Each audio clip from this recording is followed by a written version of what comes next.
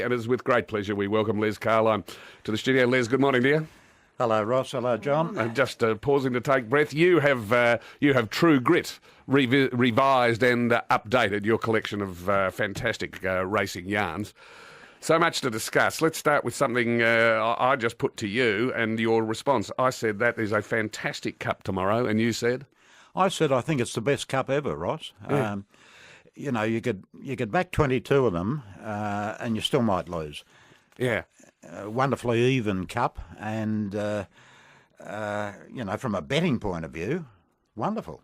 And so much unexposed form. There's only two you'd put a line through. Yeah, I think Ethiopia and Moran might be struggling, but the others are pretty right. Funny, I had a bloke ring me from the New York Times, would you believe, the other night. They're doing a story on it, and he'd been doing the form, and he said, I've made out a case for half of the field, which means the winner will almost certainly come from the other half. Yeah. So what are the New York Times doing? An article on the Melbourne Cup? Yeah, they are, which tells you how much it's grown as a race. Yeah.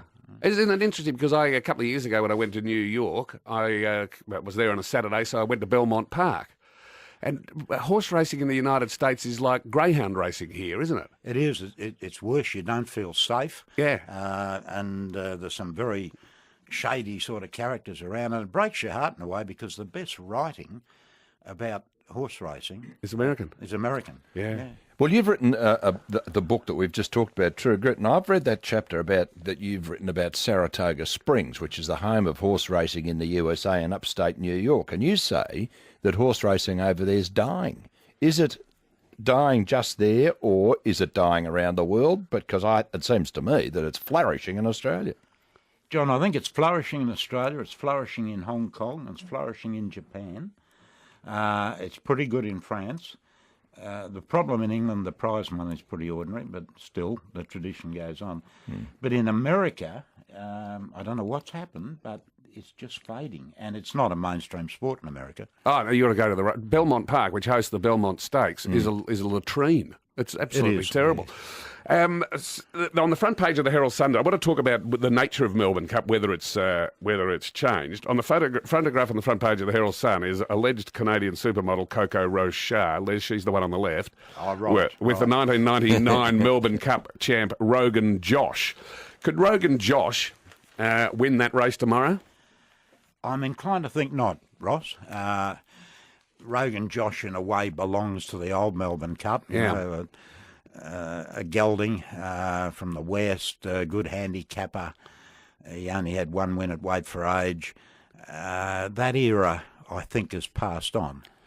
It is I mean, when you look at the class of these imported gallopers or these tourists, because a lot of them don't stay here, you would think that Rogan Josh would struggle to win. What is the best story out of tomorrow's Cup for a winner? Is it Luca Kamani winning with Mount Athos, finally getting success, having thrown his hands in the air last year and said, I'm never coming back? What's the best yarn? That'd be a good one, Ross. I mean, I'd love to see Luca win because he's come close twice. In fact, he ran the fastest time with Bell, but he didn't win. You've got the Aga Khan owning Valeurs to Kerr. That's right. Oh, sorry, Verema. Verema, yeah. Well, the Aga Khan wouldn't send a horse out for fun.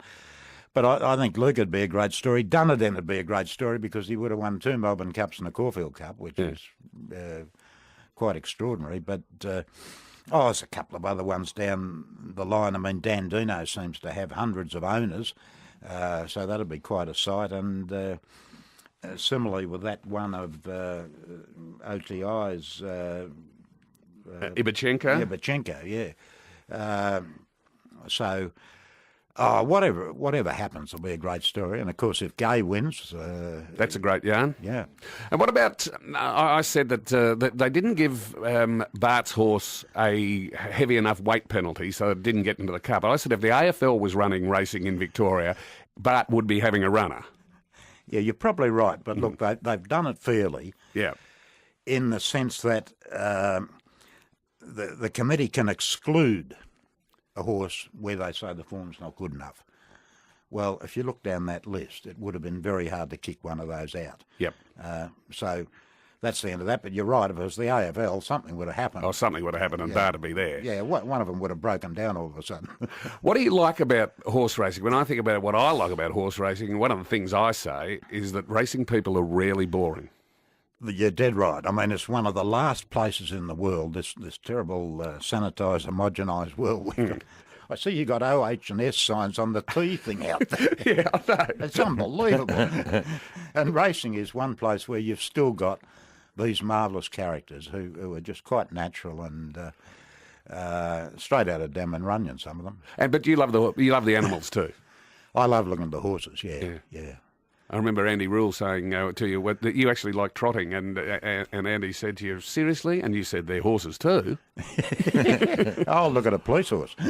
What's happened to Dermot Weld, who was one of John Anderson's favourite characters? Oh, he's still going very strongly in Ireland, John, and one of the runners tomorrow was his, and it was bought out of his stable. Mm. And he'll be back.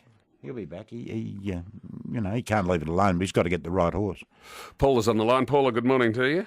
Boys, and especially as Carlyon. Thank you, dear. I bought your book, new edition, yesterday. I have 2 other editions. I went racing every single day the races were on at weekends for 16 years. That's probably why I can't walk now. I've already got dipped into the new edition already, and thank you so much. I had an article of yours from possibly the 8 years ago where you wrote up just an article how the punters were going at the mounting yard, their silly remarks and etc. Now, I carried it round for years, and somebody was barracking for the grey horse, which was the clerk of the courses, and I laughed and laughed. So thank you for all the pleasure and memories. Paula, thank you very much. And Les, there's a woman who's bought 3 copies of your book, so that's someone to whom you've got to be very grateful. Well, I can have a bet tomorrow now, can't I? When was the last time someone called you dear? A long time ago, John. Les, there are 6, to my eye, 6 foreign jockeys riding tomorrow. I don't know whether you saw Side Glance win yes, the I Lexus. did. Yeah. I thought that was a brilliant ride by the English hoop, Jay Spencer. I don't even know his first name. Jamie, yeah. Jamie. How is it that they have such a different riding style from Australian jockeys? Oh, I think it's just tradition, you know. I mean, he got into trouble for his whip action. It cost him $750. Oh, did he? Yeah. Raising the whip hand above the shoulder. But, no, he did a clever thing. It wasn't a strong McKinnon field, and he thought, put him to the front and keep him going.